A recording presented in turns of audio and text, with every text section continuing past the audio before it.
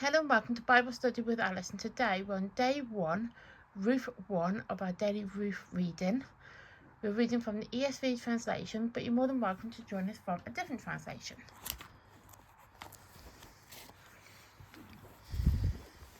As you can see, we are on Ruth chapter 1.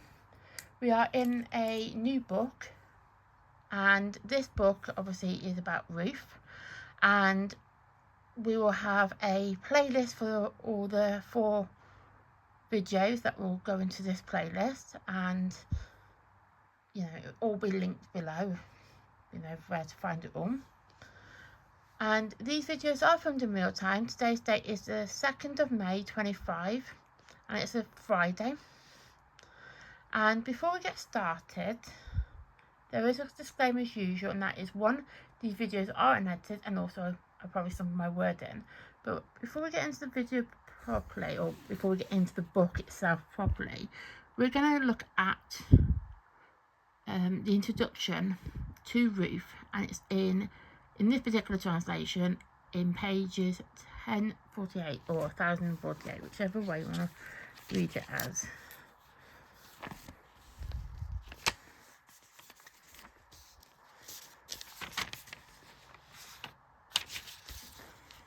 Look out, perfection. I knew where I was going. A bit too far.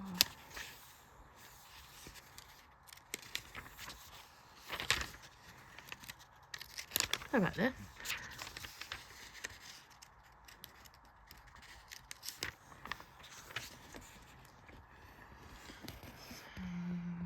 There we are. So Ruth. The book of Ruth tells of a young Moabite widow who is out of love for her widowed Israelite mother-in-law, abandoned her own culture, declaring, "Your people shall be my people, and your God my God," and that is said in chapter 1, verse 16.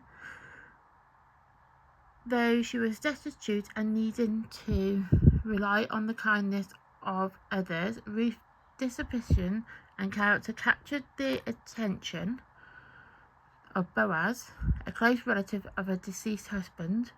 Boaz fulfilled the role of kinsman redeemer and took Ruth as his wife. Ruth served as a wonderful example of God's providential care of his people and of his willingness to accept the Gentiles who seek him.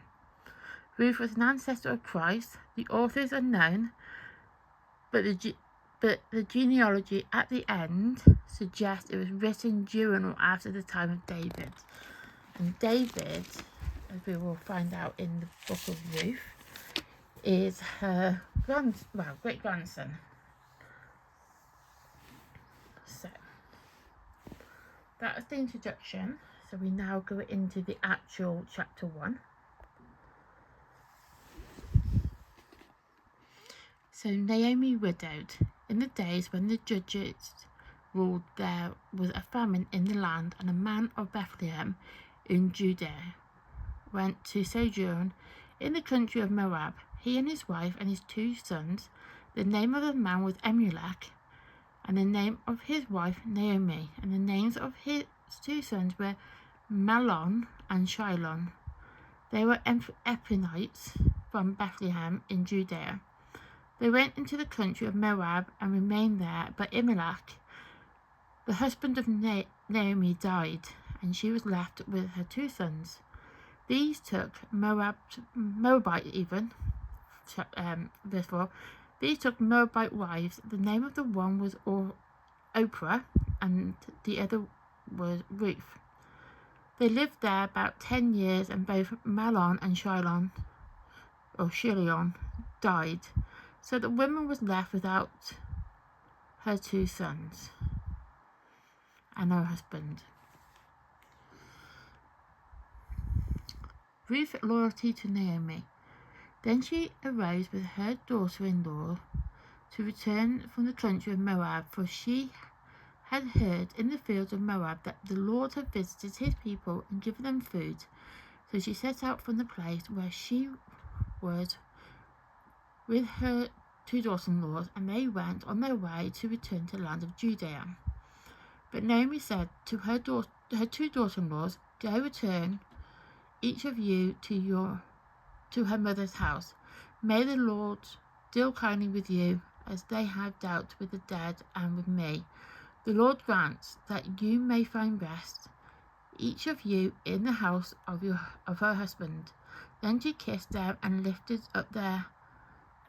lifted up their voices and wept. And they said to her, "No, we will return with you to your people." But Naomi said, "Turn back, my daughters. Why will you go with me? Have I yet sons in my womb, that they may become your husbands? Turn back, my daughters. Go your way, for I am too old to have a husband. If I say I have hope, even if I should have a husband this night, and should bear sons, would you therefore wait till they were grown?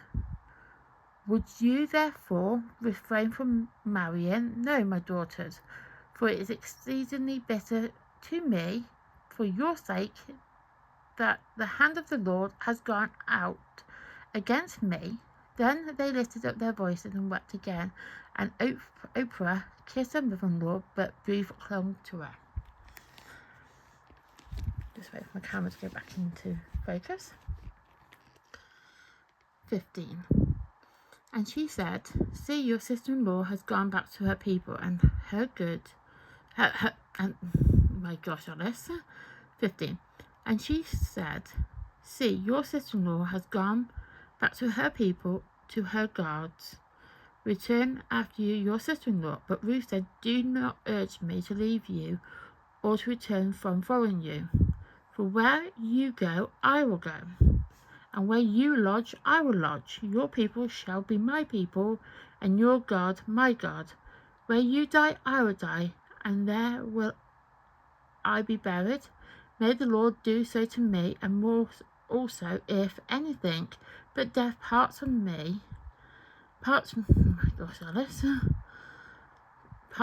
from you." And when Naomi saw that she was determined to go with her, she said no more. So then Naomi and Ruth returns. 19. But the two of them went on until they came to Bethlehem. And when they came to Bethlehem, the whole town was stirred because of them. And the women said, "Is this Naomi?" She said to them, "Do not call me Naomi, call me Mara. For the Almighty has dealt very bitterly with me. I went away full, and the Lord has brought me back empty. Why call me Naomi when the Lord has testified against me, and the Almighty has brought calamity upon me?" So Naomi returned, and Ruth the Moabite, her daughter-in-law, with her, who has returned from the country of Moab.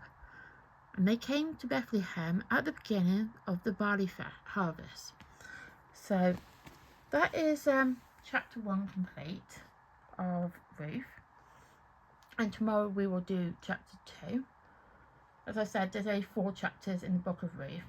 The reason why I chose Ruth is because, I know I should have really said this at the start, but you know me, I like to get straight into the scriptures and then talk about it afterwards. But why I chose Ruth, and I did mention it in a couple of videos last week, kind of at the end of our proverb reading. And yesterday, which was the 1st of May, when we completed the book of Proverbs, we did about the Proverb 31 woman. And I have to admit, I was obviously aware of Proverb 31 woman and all that. I have read Proverbs quite a few times in the past, which also kind of helped me to decide what I want to do next. Because obviously I have read the Bible and have studied it. Obviously this particular Bible is just for the channel. So when I first started my daily videos was when I started writing into this Bible. But I have studied the Bible. I've got multiple different translations of it, and I've studied from it multiple times. So obviously I am aware of stuff, but I just wanted to do it because obviously learning about the Proverbs 31 woman, I just thought it'd be nice to find out more about the women in the Bible, because sometimes it's quite nice to learn about the women who are in the Bible. I mean, there's only 2 books that are relating to women, and that is Ruth and Esther. And I thought we'd start with Ruth. I mean, okay, out of the 2, Ruth is actually the first one of the 2. I say that, and I'm going to look and be all wrong. Because Esther is actually quite...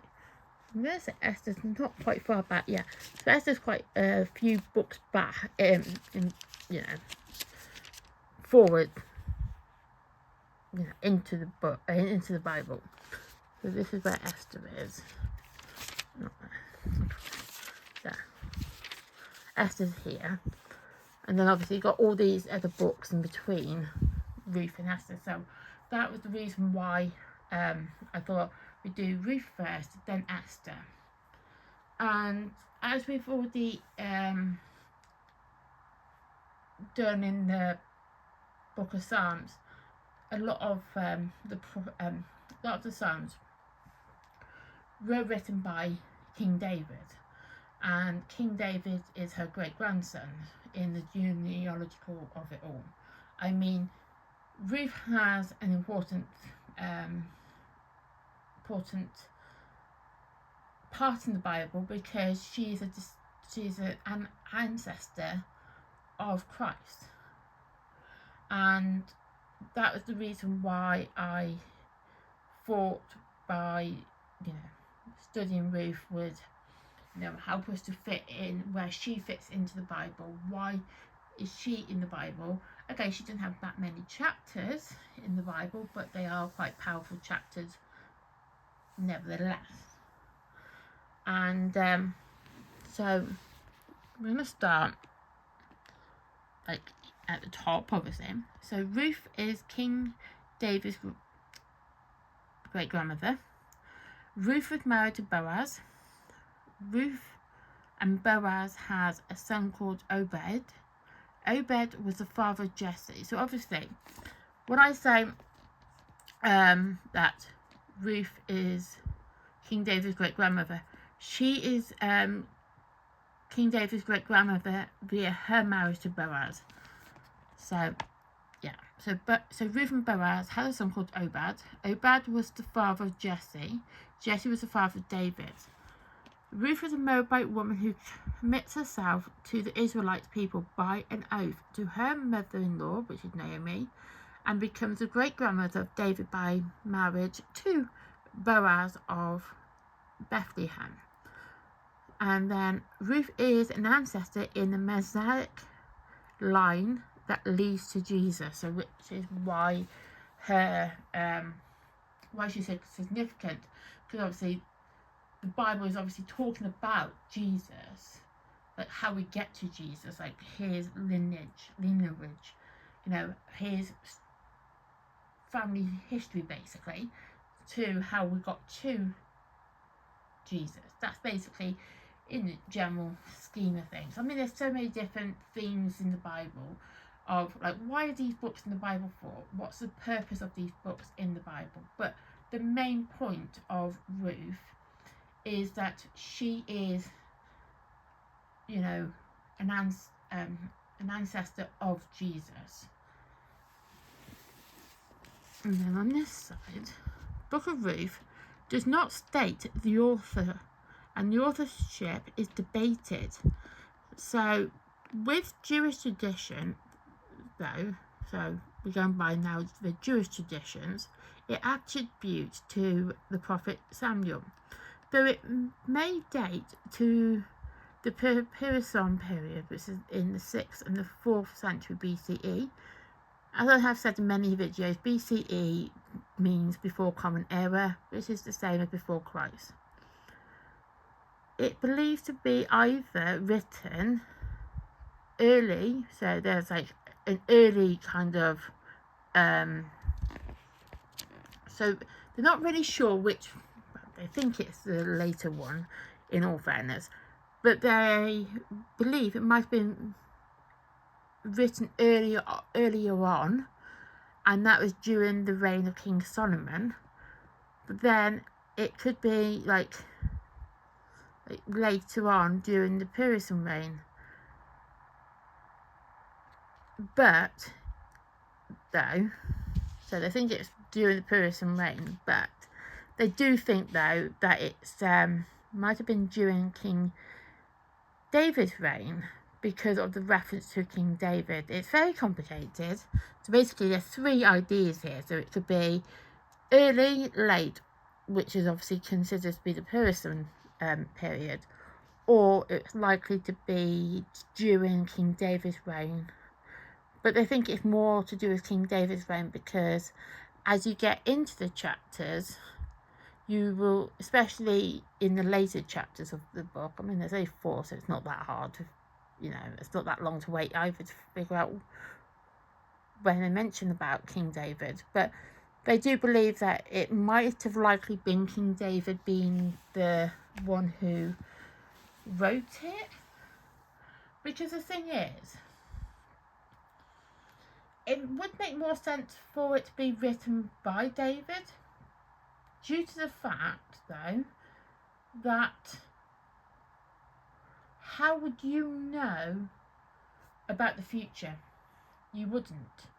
So you wouldn't know that in the future you're going to have a son, and then you're going to have a son and a son and a son, and so forth and so forth. Basically down to King David. You don't know that. Now, like with me, for example, I've done my family history, and I found out about my great-grandparents, and I found out a lot about them, but they wouldn't have known about me.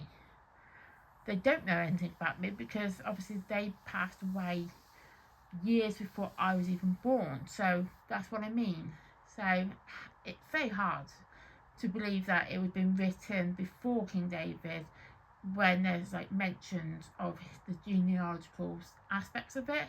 So I do think that this would suggest, though, it's only a suggestion, so don't take my word as what it is. It's just a suggestion, and I probably would be on the same line as the other historians and scholars, that I would suggest that this was written during King David's reign, because King David would know about his ancestors. The stories that he would be told from his ancestors about his great-grandmother would likely have occurred. That would likely have occurred than the other way around, because that would not happen. It just can't. I have to admit, I can't fathom that one to happen. So I don't believe it being that way round. I do believe it would have been King David writing it about his great-grandmother, than his great-grandmother writing it about him, because she wouldn't have known. So yeah, that's my suggestion. I might be incorrect, but a lot of the historians and scholars are on the belief that it is likely to have been King David's reign when it was written, due to the fact of the mention, and all that sort of stuff that was mentioned in it. So I'm going to write in the day and the date as usual. So we're on